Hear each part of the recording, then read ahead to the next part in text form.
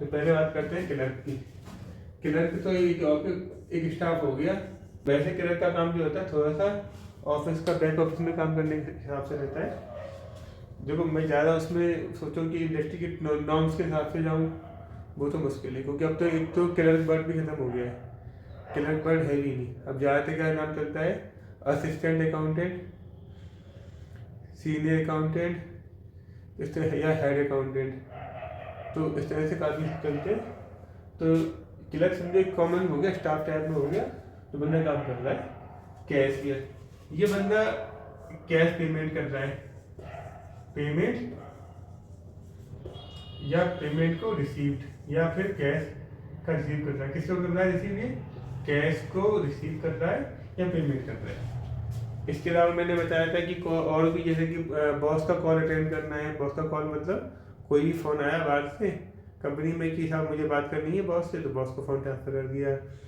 या कोई किसी का फ़ोन आया कि साहब मुझे फला व्यक्ति से बात करनी है आपके यहाँ से, तो यानी कि वो एक तरह से कैशियर कम टेलीफोन ऑपरेटर का काम भी कर रहा है।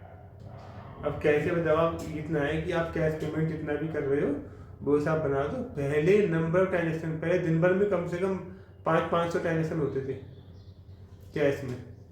क्यों? क्योंकि कोई बस में पहले कैश की पाबंदी थी नहीं, तो कैशियर पे बहुत सारे काम रहते थे। अब क्या है कि कैशियर पे काम कम रहता है। ये नहीं कह रहा हूँ काम नहीं होता, पर काम होता है, पर कम होता है पहले के मुकाबले, क्योंकि ज़्यादातर बैंक से पेमेंट वगैरह का सीन रहता है। आगे अकाउंटेंट। अकाउंटेंट साहब ये हो गए वो जो अल्टीमेट सब इनकी एंट्रीज को पास करेंगे बुक्स में। यानी पास करेंगे मीन्स ये बंदा वो है जो सबसे इन सब में एक्सपर्ट है अपने काम में। अकाउंटेंट वो है। आपका बारे में यहाँ का नाम क्या है? यहाँ का नाम क्या है? Accountant expert course. ये वही अकाउंटेंट है जो एक्सपर्ट बनने के बाद अकाउंटिंग कर रहा है।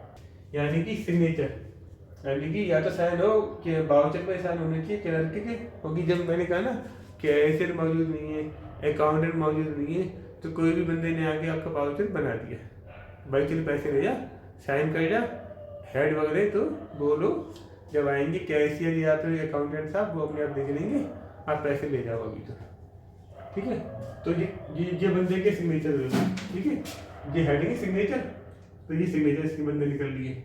अगर कैशियर दिया है तो वो बंदा अपने साइन करेगा कैशियर। अकाउंटेंट साहब, अगर मैं साइन करवाने की अथॉरिटी, कुछ जगह होता है कि साहब बिना अकाउंटेंट की मर्जी के पेमेंट नहीं होगा। अब कहोगे सर इसमें तो बहुत समस्या रहेगी, हर पेमेंट के लिए अकाउंटेंट पे भगना पड़ेगा, और सपोज कि अकाउंटेंट छुट्टी पर तो काम ही नहीं होगा। हाँ बिल्कुल सही बात करें, ऐसा होता है। उसमें क्या होता है, ऑथराइज्ड पर्सन, ऑथराइज्ड पर्सन जो कोई भी हो सकता है। ये अकाउंटेंट भी हो सकता है। यानी इसमें कितने बंदे, इसमें अकाउंटेंट बंदा भी हो सकता है। आपको उसे अकाउंटेंट तो ऑलरेडी है, मतलब ये है कि इसको मैनेजमेंट ने असाइन कर रखा है कि आपको सारे खर्चों का अप्रूवल आपको करना है। कोई भी ट्रांजेक्शन हुआ आपको ही उसका, जब तक आप उसको साइन नहीं करोगे, ओके नहीं करोगे, कोई पेमेंट नहीं होगा। और बुक्स में भी एंट्री पास आपके सिग्नेचर के बाद ही होगी। ये बहुत अथॉरिटी दी जाती है हर कंपनी में, जिससे कि एक कंट्रोल रहे। कहते हैं ना इंटरनल कंट्रोल होना चाहिए, जो कंट्रोल है, जो बंदा कंट्रोल करता है इस चीज़ को कि भाई ऐसा ना हो कि कोई गलत खर्चा।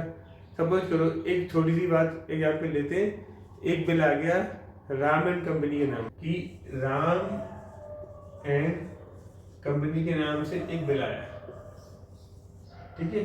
वो बिल आया 6,000 रुपये का, ठीक है। अब ये बिलिंग उसने की थी, बिलिंग किसको की थी? बिलिंग की थी उसने मोहन एंड कंपनी को, ठीक है। अब बहुत चीज ध्यान वाली बात है कि मोहन एंड कंपनी के नाम पे बिलिंग की थी। ये हो गया, ये कौन है? सेलर, जो सेलर। ये कौन है? ये परचेजर, है ना। सेलर परचेजर ये, अगर सेलर परचेजर ये है, और ये फर्म में जो बैठे, ये फर्म का नाम समझ लो श्याम, ऐसे कर लो, मैं अपना नाम श्याम एंड कंपनी कर लो, श्याम एंड कंपनी हमने किया, तो श्याम एंड कंपनी है। अब श्याम एंड कंपनी वाला जो है उसके अगर कोई बिलिंग आएगी मोहन एंड कंपनी की, तो क्या वो उस चीज़ को एक्सेप्ट करेगा? नहीं करेगा ना। क्यों? वो कहेगा भाई बिल तो मेरे यहाँ का है ही नहीं, बिल जब मेरे यहाँ का है ही नहीं तो मैं कैसे कर लूँगा? तो ये काम किसका है? इस बंदे का, कि भाई साइन तो करो, देख तो लो। आप कहोगे सर अगर जो बंदा ऑल राइट पर्सन है, टॉप मैनेजमेंट बंदा बैठा हुआ है, क्या उसको उसके बाद फुर्सत होगी? फुर्सत तो नहीं होगी, बात मैं भी जानता हूँ। लेकिन ये अकाउंटेंट सब वहाँ से है ना, कैसे वहाँ से ये भी तो कंट्रोल लगाएंगे। ऐसा नहीं कैसे कि आँख बंद करेगा पैसे देगा, कोई भी आया भाई साहब पैसे तो मैं जा रहा हूँ जल्दी से, ऐसा कभी नहीं होता। कोई भी बंदा आप पे आएगा ना तो आप एकदम से चीज़ें को अरे नहीं समझ जा रहा भाई साहब, बहुत दिक्कत हो रही है, ऐसा कभी नहीं होता, कभी नहीं होता। कितना भी बड़ी बड़ी कंपनी भाई साहब बैठी है ना, वो क्या कहती है, भैया आप आए हो, बैठो सुकून से आराम से, पहले हमारे जो बिल है उसको अप्रूव तो हो जाने दो। आप कहोगे सर फिर तो कैश का लेन देन तो बहुत दिक्कत आएगा। तभी तो अगर कैश का मालूम पड़ा कि आपके पास आया भाई साहब मुझे 20,000 रुपये चाहिए, कैश पेमेंट आज की आज कर दो, आप कहोगे सर कहाँ से हो पाएगा, लिमिट तो 10,000 की है। तो फिर लिमिट किसने बताई? अकाउंटेंट ने। समझे? किसने बताई लिमिट? अकाउंटेंट ने। जब अकाउंटेंट लिमिट बताएगा आपको तो इसका मतलब उसने चेक किया ना कि 20,000 का पेमेंट की लिमिट तो है ही नहीं। तो जाहिर सी बात है यहाँ पर जो हमारी बात कर रहे हैं वो अकाउंटेंट साहब हैं, कैसे साहब के नाम तो देखेंगे अपना, ये भी तो मैनेजमेंट का नाम है, बताना कि हमारे नाम में है। समझे?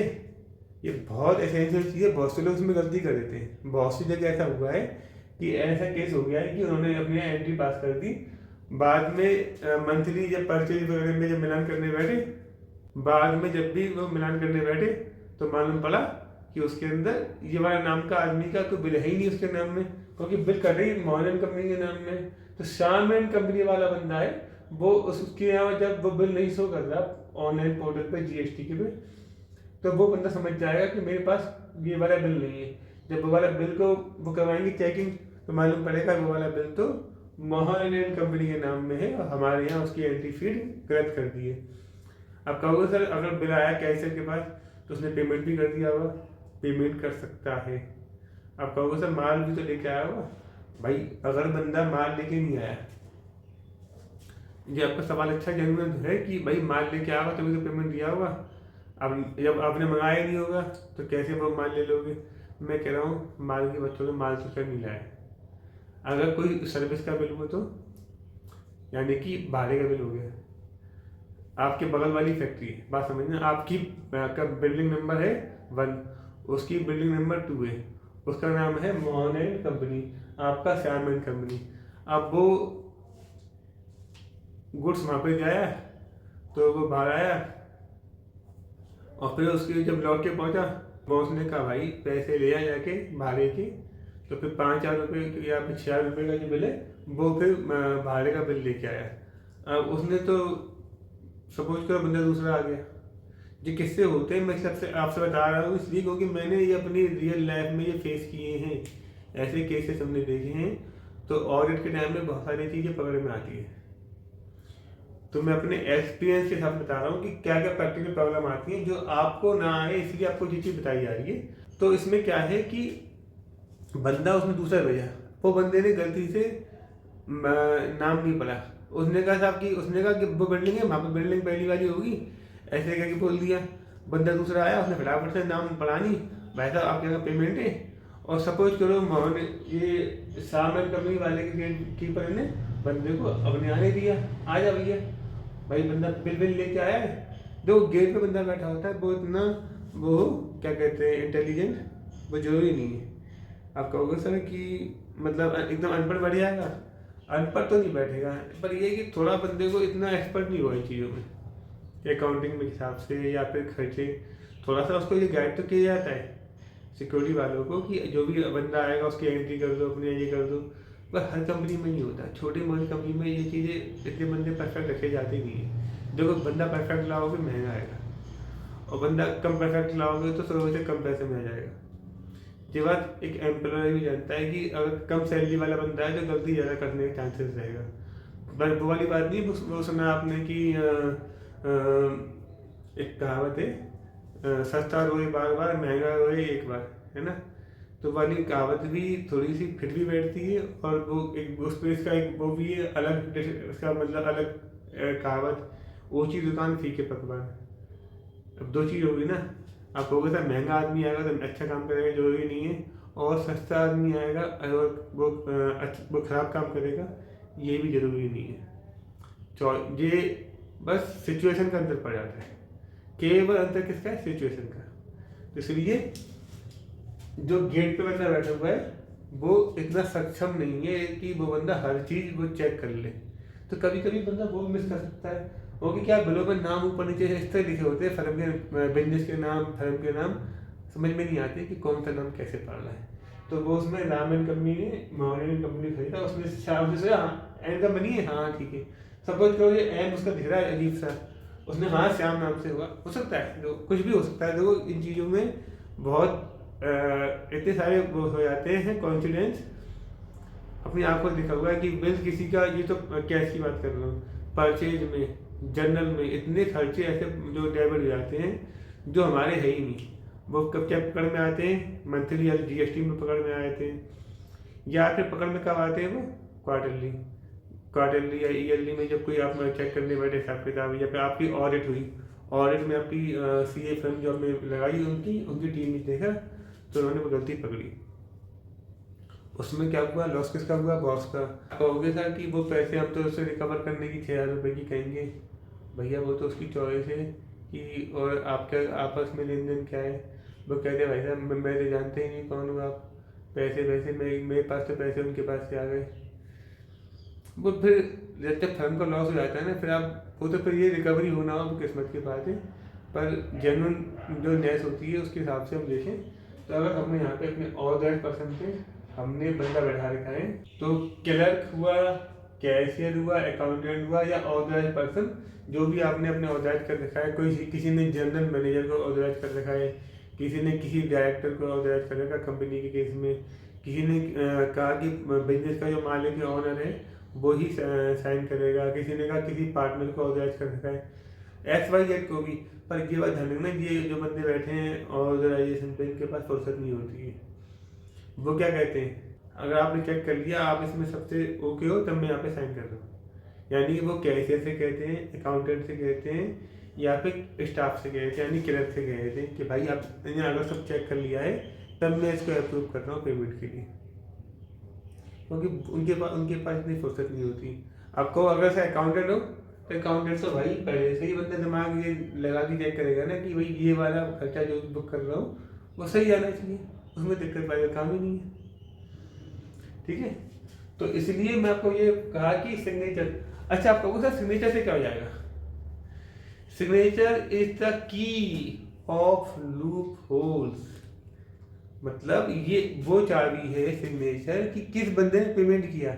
अगर पेमेंट इसने किया है क्लर्क ने, आपका सवाल क्लर्क से भाई पेमेंट कैसे कर दिया, किसका खर्चा था, क्या था, जवाब देगा क्लर्क, कैशियर जवाब देगा, अकाउंटेंट जवाब देगा, जिसने साइन किए हैं उस पर ये साइन। अब ये क्या कहा था, मैं तो भाई सारे जो भी, अब देखो एक बात समझना, ये बहुत खास बात है, इस पे अच्छे जो है वो हिल जाते हैं बताने के लिए कि साहब ये पर्सन है, इसने कहा कैशियर से कि इसने इसके आदेश क्या है, फर्स्ट चेक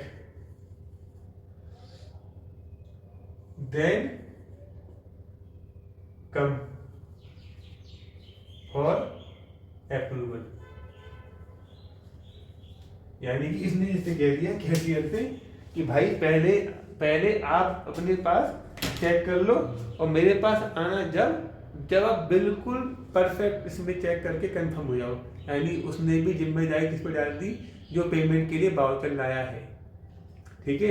यानी कैशियर बंदा जो है उसके लिए ये चीज़ बहुत ध्यान रखने वाली, कैशियर के लिए, क्लर्क के लिए, अकाउंटेंट के लिए, अगर वो ऑथराइज्ड पर्सन से साइन करवाए तो उसके पास सब चीज़ सही लेके जाए। अब ये मालिक हो सकता है, GM, इनके पास फुर्सत नहीं होती इन चीज़ों के लिए, वो डिटेल में देखें। ये बहुत एसेंशियल पॉइंट है, मैंने आपको से बोलना शायद रह गया क्या, ये था the voucher must be attached with supporting documents, शायद ये आपका पॉइंट शायद नोट करने रह गया होगा, तो मुझे ऐसा लगता है ऐसा, वैसे पूरा होना नहीं चाहिए पर ठीक है। इसमें क्या है, ये बात की वजह हम इसमें इतनी बात कह रहे हैं कि जो भी ट्रांजेक्शन हो उसका जो वो होता है आपका सपोर्टिंग वाउचर, वो अटैच होना चाहिए। अगर वो अटैच है तो आप उसमें समझो कि आपका 99% की एक्यूरेसी आ जाती है कि पेमेंट जो हो रहा है पेमेंट किस मद में हो रहा है, मतलब किस खर्चे के हिसाब से हो रहा है, या क्या यहाँ पे जरूरी था या नहीं था। ठीक है, तो बहुत ज़रूरी हो गया। आपको सपोर्टिंग क्या होती है, सपोर्टिंग मतलब जैसे अभी बात की थी हमने बिल्टी, अगर ट्रांसपोर्टर अपनी बिल्टी भेज दी वो सपोर्टिंग हो गई।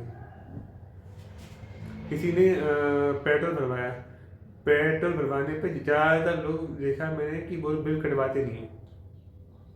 पर कंपनी में रूल होता है कि आप अगर पेमेंट चाहिए आपको रिम्बर्समेंट का कन्वेंस का तो बिल ला के दीजिए। तो वो पेट्रोल पंप वाले से इलेक्ट्रॉनिक वाले आजकल बिलिंग हो जाती है, या फिर बिलिंग वो क्या नाम है हाथ से बना के देते हैं, जैसे भी करके XYZ वो वाली पर्ची ला के देगा, मेन डॉक्यूमेंट में आप उसको अटैच कर लोगे।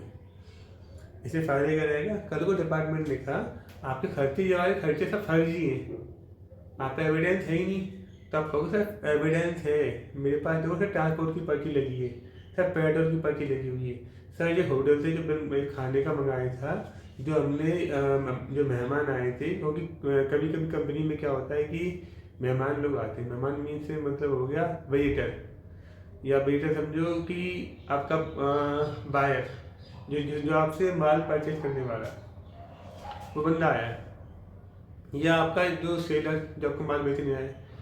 अतिथि देवो भव, यानी अतिथि यानी मेहमान भगवान का स्वरूप होता है। सुबह बाहर आए हैं शाम तक रुकेंगे, तो पहले तो जब वो आए हैं उस समय उनको नाश्ता दिया जाता है, नाश्ता चाय या कॉफ़ी जो भी आपका होता है, और बहुत से लेमन टी और ग्रीन टी वगैरह सब होते हैं जो हेल्थ की रखी रहती हैं। इस तरह से उसका खर्चा हुआ। इसके बाद आपने कहा सर कि हमारे पास जो हमने सर नाश्ते का काम तो सर कंपनी के उसमें से कर दिया, लेकिन अब जो सर खाने का सामान आएगा वो बाहर से मंगाना पड़ेगा, यानी खाने की चीज़ें, यानी खाना, यानी कि कहते फूड। तो आपने होटल से बिल कर मंगवा लिया, यानी रेस्टोरेंट से बिल मंगवा लिया खाने का, उसको लेके आपने अटैच कर दिया। जब आपने उसको अटैच कर दिया तो वो क्या हुआ आपके लिए, एविडेंस कि भाई ये वाला खर्चा हुआ है और इस डेट को खर्चा हुआ था, तो वो हमने उसको लेके अटैच कर दिया मेन वाउचर से। अच्छा, आपको मैं एक थोड़ा सा सजेशन दे दूँ, बाकी आपकी मर्जी है फॉलो करो ना करो, कि जो कंप्यूटर प्रिंटेड से मतलब जो छोटी मशीन होती है ना, जो कैश POS होती है, वहाँ से जो प्रिंट होकर मशीन प्रिंट होकर आई थी, पर्ची आई थी, पर्ची काटी, वो पर्ची की आप फोटो स्टेट कर लेती है, क्योंकि होता है क्या पर्ची की उसकी इंक जल्दी से वैनिश मतलब गायब हो जाती है, जल्दी मतलब हाल नहीं, महीने 2 महीने में, या कभी कभी बहुत सी मशीनों की इंक लंबी भी चल जाती है, पर 90% केस मैंने ऐसे देखे कि पर्ची जो लगी है उसमें से सब डिटेल से उड़ जाती है। सबसे अच्छा उसका तरीका रहता है जैसी पर्ची आई उसकी लेके फोटो स्टेट की, और फिर आपको उसे फोटो स्टेट से फ़ायदा क्या है, फिर तो बंदा डुप्लीकेट ही कर सकता है। आप उसमें वो पर्ची भी अटैच कीजिए सपोर्टिंग के रूप में, और वो फोटो स्टेट भी अटैच कीजिए। इससे फ़ायदा क्या रहेगा, अब अभी डिपार्टमेंट का बंदा भी आया है आपसे जवाब पूछने, आपका कहोगे सर की पर्ची है, वो ये पर्ची तो खाली है, खाली मतलब कोई दिक्कत नहीं पर्ची के अंदर, और इनकम टैक्स डिपार्टमेंट वो तो कहता है भैया कि आपके पास सबूत ही नहीं मानेगा। आपको याद है किस होटल से मंगाया था, आप कहोगे सर मैंने सब वाउचर में लिखा था 5 साल बाद आप अगर वो होटल पे गए कि साहब आपको उस फला डेट को मैं निकालो सेल क्या वो डेटा लेके बैठे हो आपके पास। तो अपनी सिक्योरिटी अपने हाथ में, जो कहते हैं ना कि आप अगर कोई वाहन चला रहे हैं तो खुद की जिम्मेदारी पे वाहन को स्पीड बढ़ाओ, या फिर क्योंकि अगर आपका एक्सीडेंट होगा तो आपकी चोट लगेगी। वही बात अकाउंटेंट को समझाया गया है कि भैया आप जो भी खर्चा कर रहे हो उस खर्चे की जितने भी सपोर्टिंग थे उसको अटैच करते जाओ। आप क्या करोगे कि सर ये मेरा वाउचर है, ये सारे उसके अटैच सपोर्टिंग्स है, जो सपोर्टिंग्स के अंदर आपने अटैच कर रखा है एक एक खर्चा। उससे क्या होगा, आपके पास नंबर ऑफ लिस्ट उसके अंदर लगी रहेगी। जब नंबर ऑफ लिस्ट लगी है तो इसका मतलब ये हुआ आपको इस बात की परेशानी नहीं होगी कि कौन सा खर्चा किस उससे हुआ था दुकान से। और जब उसकी फोटो स्टेट लगी होगी तो पर्ची, अगर पर्ची में से इंक उड़ भी जाए तो भी आप वाली फोटो स्टेट में सर देखिए सर ये वाली हमने फोटो स्टेट कर लेते हैं क्योंकि ये वाली पर्चियों में से इंक उड़ जाती है, इसलिए आपके सर बाद में क्या डॉक्यूमेंट पेश करेंगी। तो इनकम टैक्स वाले भी उस चीज़ को अगर क्रॉस चेक करने के जाते हैं तो वो फोटो स्टेट में सब लिखा हुआ ना, तो वो वाली पर्ची में देख के उस डिपार्टमेंट वाले कंसर्न दुकानदार पर चेक करेंगे। वो कहेगा हाँ साहब इस वाले साल में हमारा ये पर्ची सबूत है मैच कर रहा है, क्योंकि वो भी तो चोरी नहीं कर रहा, और चोरी कर रहा होगा तो उसके पास नहीं होगा, तो कहा मेरे पास तो है ही नहीं। तो आपने जो था उसने कहा ये वाली पर्ची जो है, ये वाली पर्ची से आप मैच कर लो, तो उसने दुकानदार ने उसको लेके दिखा दिया डिपार्टमेंट को, देखो साहब ये हमने इसको सेल किया था, दिखाना वगैरह बेचा था। तो आप उससे क्या करोगे कि हाँ भाई खर्चा मैच हो गया, तो डिपार्टमेंट का काम पूरा हो गया। इसमें किसका फायदा रहा? अकाउंटेंट का सबसे बड़ा। क्यों? उसको मालिक की सुननी नहीं पड़ेगी। डिपार्टमेंट आपके ऊपर कोई लगाता है पेनल्टी वगैरह, तो सबसे पहले मालिक क्या कहता है, अरे यार अकाउंटेंट बेकार है, इसने लेके सब फंसा दिया यार, सुनते हैं नहीं। और सबसे बड़ी बात ये, अकाउंट डिपार्टमेंट को सब कहते हैं ये खर्च के डिपार्टमेंट है, पर खर्च नहीं, पर जब ये सबसे ज़्यादा काम ये आता है, ये डिपार्टमेंट ऐसा है जब आदमी फंसता है ना तो इस डिपार्टमेंट की सहायता से काम चलता है।